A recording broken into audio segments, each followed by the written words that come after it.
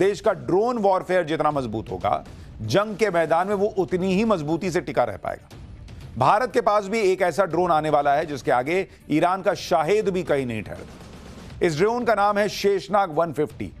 1000 kilometre की मारक क्षमता और झुंड में घुसकर अटैक करने की काबिलियत। एक तरह से कहें तो पाकिस्तान अगर 20-25 ड्रोन एक साथ छोड़ेगा तो शेषनाग 150 उन्हें चकमा देते हुए बहुत बड़ी तबाही मचा सकता है। ईरान के शाहेद ड्रोन से ज्यादा हिंदुस्तान के शेषनाग की चर्चा क्यों हो रही है और कैसे इसने पाकिस्तान में टेंशन का ग्राफ बढ़ा दिया है, इस रिपोर्ट में देखिए।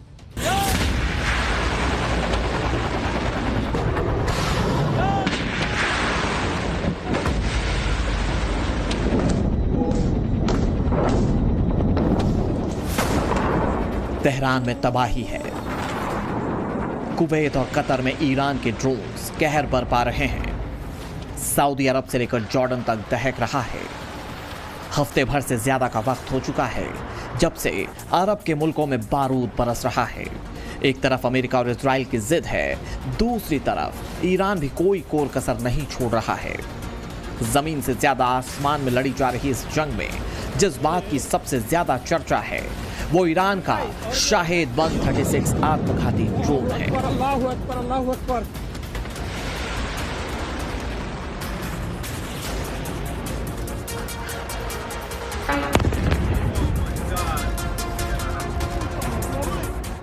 ईरान के लगातार ड्रोन और मिसाइल हमले अमेरिका और खाड़ी देशों के लिए बड़ी चुनौती बन चुके हैं। खास बात यह है कि शाहेद ड्रोन की कीमत मात्र 18 लाख रुपए तक ही है। लेकिन इस ड्रोन को मार गिराने के लिए अमेरिका जिन पैट्रियट मिसाइलों का इस्तेमाल कर रहा है उनकी कीमत करीब $40 लाख तक हो सकती है। यानी ईरान का शाहेद ड्रोन अरब में लगी बारूदी आग में सबसे ताकतवर हथियार बनकर सामने आ चुका है और अब भारत के पास भी ऐसी ही ताकत होने वाली है।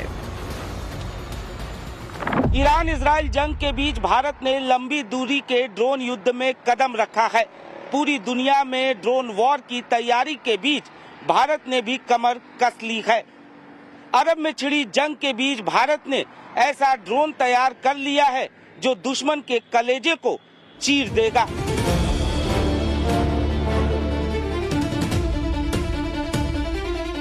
देश की प्रयोगशालाओं से निकले इस नाग का नाम है शेषनाग 150 ड्रोन। एक ऐसा अचूक और ताकतवर हथियार जो एक बार उड़ान भरता है तो दुश्मन का काम तमाम करके ही वापस लौटता है। जानना चाहते हैं कैसे? तो सुनिए। शेषनाग 150 को कोऑर्डिनेटेड झुंड हमलों के लिए डिजाइन किया गया है। शेषनाग 150 एक ऐसा साइलेंट किलर है जो 1000 किलोमीटर दूर बैठकर भी दुश्मन की धड़कनें बंद कर सकता है।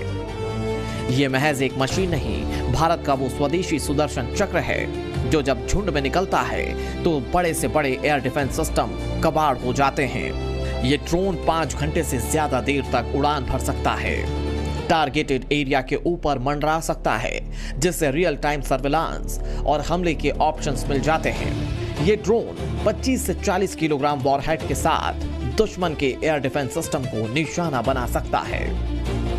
यानी जंग के मैदान में इसे उतार दिया जाए तो दुश्मन का बचना नामुमकिन है। शेषनाग 150 को खास तौर पर स्वॉर्म यानी कि झुंड में हमला करने के लिए डिजाइन किया गया है। इसमें कई ड्रोन्स एक नेटवर्क की तरह साथ मिलकर काम करते हैं। खास बात यह है कि शेषनाग 150 ने 1 साल पहले अपनी पहली उड़ान भरी थी और अब कामयाबी के साथ देश की सरहदों की ढाल बनने को तैयार है। ये कहा जाता है कि जंग हथियारों से नहीं बल्कि हौसलों से लड़ी जाती है, लेकिन ये आधा सच है।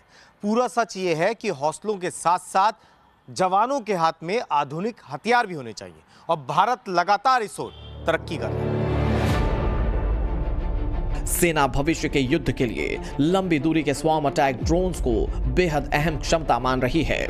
ऐसे ड्रोन दुश्मन के एयर डिफेंस को चकमा देकर अंदर जाकर हमला करने में मदद कर सकते हैं। पिछले साल नवंबर में सेना ने जैसलमेर में त्रिशूल युद्धाभ्यास के दौरान अत्याधुनिक स्वदेशी ड्रोन और एंटी ड्रोन तकनीक का कामयाब परीक्षण किया।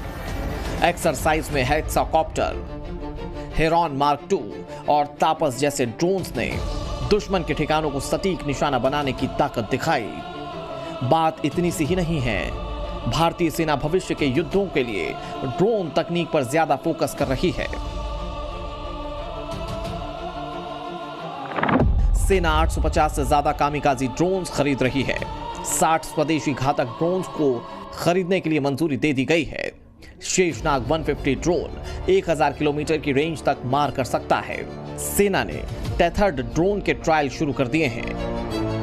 अब हमारी ड्रोन आर्मी पहले से भी काफी ज्यादा अपग्रेड और बेहतर है। सेना ने ड्रोन टेक्नोलॉजी को देखते हुए एक प्रोग्राम शुरू किया है, ईगल ऑन एवरी आर्म, यानी कि सैनिक की भुजा पर बाज। हर सैनिक के साथ एक ड्रोन युद्ध के समय उसका साथ देगा। भारतीय सेना ने भविष्य के युद्ध क्षेत्र के लिए तैयार अत्याधुनिक ड्रोन सिस्टम विकसित किए हैं। ये ड्रोन बेहद घातक मारक क्षमता से लैस है। वहीं सेना ने निगरानी ड्रोन भी विकसित किए हैं। सवाल ये है कि सेना के ड्रोन तकनीक को और मजबूत बनाने पर फोकस की वजह क्या है? इस सवाल का जवाब इन तस्वीरों से समझा जा सकता है। ऑपरेशन सिंदूर के दौरान पाकिस्तान ने 3 दिन में करीब 1000 ड्रोन्स के जरिए हमला किया था। इनमें से काफी संख्या में सर्विलांस ड्रोन थे और कुछ तुर्की से लिए गए कामिकाजी ड्रोन। ये ड्रोन बम या फिर दूसरे बारूद से लैस होते हैं, लेकिन सरहद में घुसने से पहले ही पाकिस्तान के सभी ड्रोन हवा में ही मार गिराए गए थे। इतना ही नहीं, ऑपरेशन सिंदूर के दौरान स्काई स्ट्राइकर, ALS-50 और MR-20 लॉजिस्टिक ड्रोन के जरिए पाकिस्तान में आतंकियों के ठिकानों को नेस्तनाबूद कर दिया गया था। ऑपरेशन सिंदूर में पाकिस्तान को पड़ी मार के 10 महीने हो चुके हैं और इन दोनों देशों की सेना कई गुना ताकतवर हो चुकी है। खासतौर से ड्रोन्स को लेकर लगातार नई टेक्नोलॉजीज डेवलप की जा रही हैं। खास बात यह भी है कि सेना का फोकस स्वदेशी हथियारों पर है, यानी कि ज्यादातर ड्रोन देश में ही बनाए जा रहे हैं, जो युद्ध जैसे हालात में सबसे अचूक हथियार साबित हो रहे हैं। सेना के ड्रोन पर फोकस की एक और बड़ी वजह है, कई ड्रोन्स की कीमत सिर्फ $20,000 यानी कि 18 लाख रुपए से कम होती है, जबकि एक पैट्रियट मिसाइल की कीमत करीब $40 लाख यानी कि 37 करोड़ रुपए तक हो सकती है। दुश्मन को एक सस्ते ड्रोन को रोकने के लिए लाखों करोड़ों रुपए की मिसाइल खर्च करनी पड़ती है। एक मामूली सा ड्रोन महंगे टैंक को कबाड़ में तब्दील कर देता है, तो युद्ध का पूरा अर्थशास्त्र ही बदल जाता है।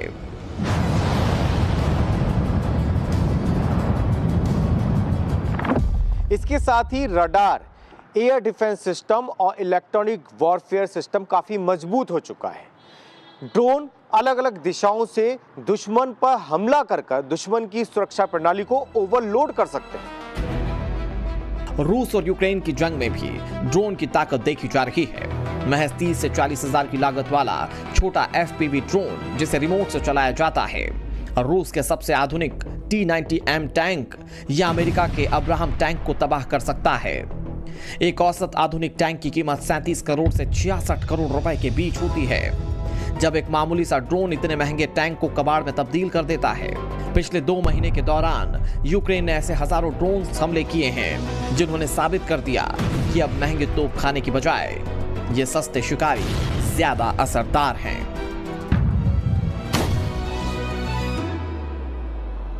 ईरान और इजरायल की जंग में कई ऐसी बातें हैं जिनकी भारत स्टडी कर रहा है। ड्रोन और मिसाइल का इस्तेमाल कैसे किया जाए, किस पिन पॉइंट पर किया जाए, इस पर डीप रिसर्च जारी है। और इन सब के बीच ये भी मांग होने लगी है कि तालमेल भी बेहतर बनाया जाए। कई रिटायर्ड अधिकारियों ने थिएटर कमांड बनाए जाने की वकालत की है। वैसे तो इसकी चर्चा सेना के अंदर खाने बहुत पहले से हो रही थी, मगर कुवैत में जो गलती अमेरिकी सेना ने अपने फाइटर जेट को लेकर की, उसे आधार बनाकर थिएटर कमांड लाने पर जोर दिया जा रहा है। अब ये जरूरी क्यों है और इसका फायदा क्या है, इस रिपोर्ट में देखिए।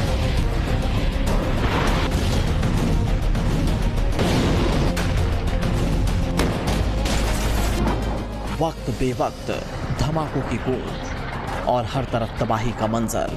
ईरान से बहनी, कुवैत से कतर और इजराइल से लेबनान तक कोई नहीं जानता कि कब किस मिसाइल पर मौत सवार होकर आ जाए। कौन जानता था कि अमेरिका और इजराइल हमला करेंगे? किसे पता था कि ईरान का भी जबरदस्त पलटवार होगा? लेकिन ऐसा ही हो रहा है, लगातार हो रहा है और हफ्ते भर से हो रहा है। इस बारूदी जंग के फिलहाल थमने के आसार कम ही नजर आ रहे हैं। युद्ध भले ही धरती के एक कोने में हो रहा हो, लेकिन इस जंग ने कई मुल्कों को सबक भी दे दिया है। इसीलिए भारत भी अपनी सरहदों को हमेशा के लिए महफूज रखने की कोशिश में जुटा हुआ है। भारत अपने एयर डिफेंस सिस्टम को और मजबूत करने की दिशा में कदम उठाने जा रहा है। भारतीय वायुसेना अपने integrated air command and control system के तीसरे चरण के अपग्रेडेशन पर तेजी से काम कर रही है। ये वही सिस्टम है जिसने ऑपरेशन सिंदूर के दौरान कमांड सेंटर के रूप में मुख्य भूमिका निभाई थी।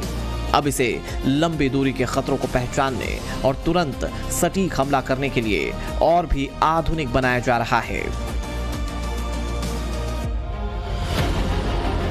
IACCS एयरफोर्स का डिजिटल नर्व सेंटर है, जो देश भर के रडार, सैटेलाइट और लड़ाकू विमानों से मिलने वाली जानकारी को एक जगह जोड़ता है। फेज 3 अपग्रेड का मुख्य मकसद नेटवर्क सेंट्रिक वॉरफेयर को मजबूत करना है। मतलब ये कि अगर बॉर्डर पर कोई छोटा रडार भी दुश्मन को देख लेता है तो उसकी जानकारी कुछ ही सेकंड में कमांड सेंटर और हवा में उड़ रहे सुखोई या राफेल के पायलट तक पहुंच जाएगी। अब ये काम कैसे करेगा, ये भी आपको समझाते हैं। तीसरे चरण का सबसे बड़ा टारगेट सेंसर टू शूटर समय को कम करना है। पहले दुश्मन को देखने और हमले के ऑर्डर में जो वक्त लगता था, अब उसे कम कर दिया गया है। जीरो सिस्टम में अब ऐसे मॉड्यूल हैं जो दुश्मन के फाइटर जेट, मिसाइल या ड्रोन की पहचान उसके उड़ने के तरीके से खुद कर लेंगे। नया इंटीग्रेटेड सिस्टम मिसाइलों के छूटते ही उनका सिग्नल पकड़ लेगा और उन्हें रास्ते में ही तबाह करने के लिए एयर डिफेंस सिस्टम को एक्टिव कर देगा। मौजूदा हालात में भारत के लिए जरूरी हो गया है सेल्फ डिफेंस और अटैक दोनों मोर्चों पर खुद को मजबूत बनाया जाए, ताकि टू फ्रंट वॉर जैसे हालात में हर दुश्मन को खाक में मिलाने की कुव्वत हो। इसीलिए पाकिस्तान अभी से कांपने लगा है। Integrated air command and control system के तीसरे चरण का अपग्रेड भारतीय वायुसेना के लिए एक वरदान साबित होने जा रहा है। ये सिर्फ सॉफ्टवेयर अपग्रेड नहीं है, बल्कि ये भारत की जंगी तैयारी की ताक और काबिलियत में बड़ी छलांग है। साफ है कि सेना लगातार नई तकनीक के जरिए खुद को मजबूत कर रही है। वैसे देश में थिएटर कमांड का जिक्र पहली बार नहीं हो रहा है। थिएटर कमांड असल में सेना की एकीकृत कमान होती है।